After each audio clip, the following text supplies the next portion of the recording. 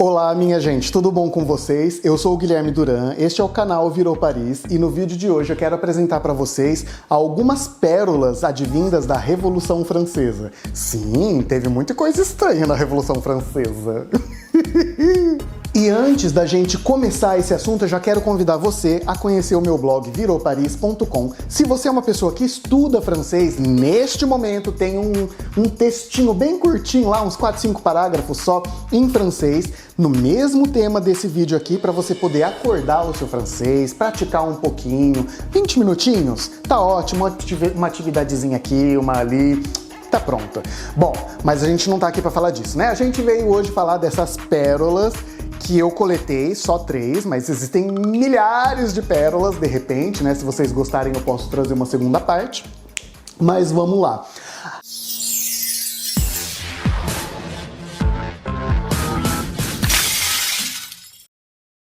O que foi, primeiro de tudo, né, gente? Vamos pensar, o que foi a Revolução Francesa? A Revolução Francesa aconteceu em 1789. Como que eu decorei essa data? 1789.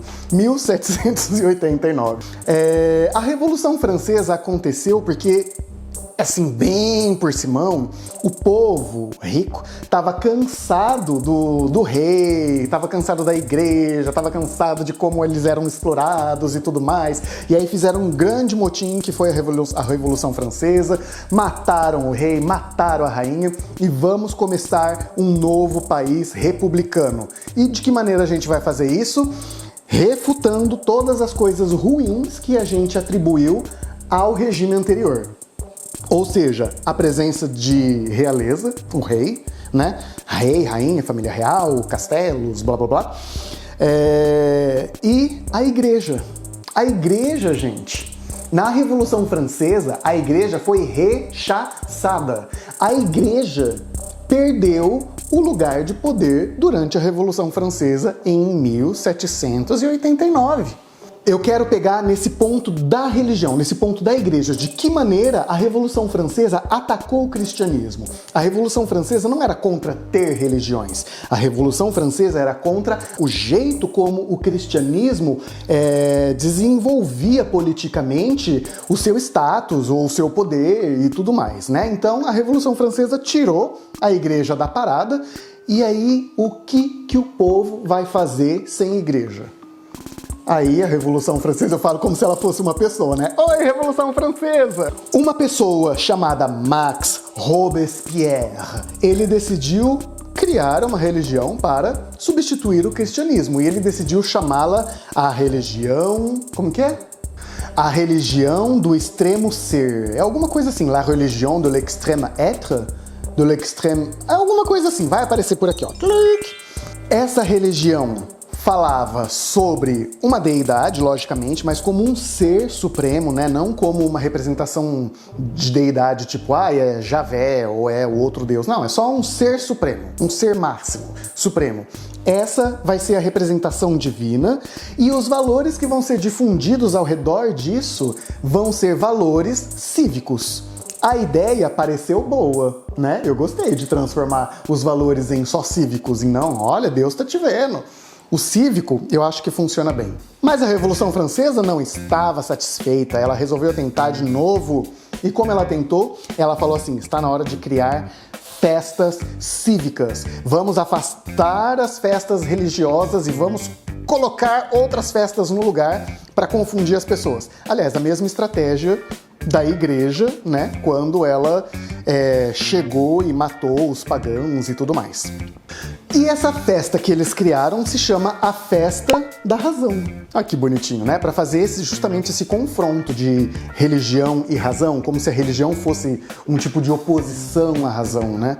Mas enfim, né? Chamou-se Festa da Razão, tinha desfile, E no meio dessa festividade toda, eles decoravam a Notre-Dame de Paris, o símbolo máximo da igreja na França, com razão. Eu não sei como que eles decoravam, mas eles decoravam para ter a Festa da Razão. Gente, eu queria tanto ir nessa igreja no dia da Festa da Razão para ver como que se decora uma festa de razão, né? Qual que vai ser o tema da sua festa? Razão! E a terceira, gente, que eu acho mais maravilhosa, mais linda do mundo, foi que O Napoleão Bonaparte disse janeiro, fevereiro, março, abril, maio, junho, julho, dezembro.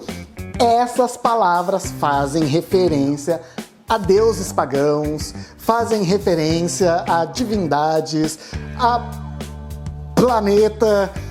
Sabe, vamos falar da gente, não vamos mudar este vocabulário. Vamos mudar o nome dos meses. Simples assim. Vamos substituir por o quê? Por palavras que representem a realidade da França, né? Por palavras que representem o contexto natural da França, que representem o contexto cultural da França, né? Algo que faça mais sentido para as pessoas. A ideia foi excelente. Eu amei essa ideia, mas foi uma ideia furada, né? Tanto que não deu certo. Vamos ver alguns meses de exemplo? Eu vou falar aqui uns 3, 4, mas se você for lá no blog viroparis.com, você vai encontrar a lista completa de todos os meses. O primeiro mês aqui é o Vendémiaire, que vem da palavra vendange. A vendange é o momento de fazer a colheita da uva para fazer o vinho e tudo mais. E aí tem a palavra vendange. E é por isso que esse mês se chamou Vendémiaire, que é o momento do ano em que as colheitas de uva são feitas, que é em setembro ou outubro, mais ou menos. O próximo mês, Frimaire. Frimaire faz referência à geleira. A geleira não, a geada. Porque é nessa época do ano que as geadas começam a acontecer, mas não a neve. Essa época do ano é novembro, dezembro. A neve, ela é de dezembro, janeiro.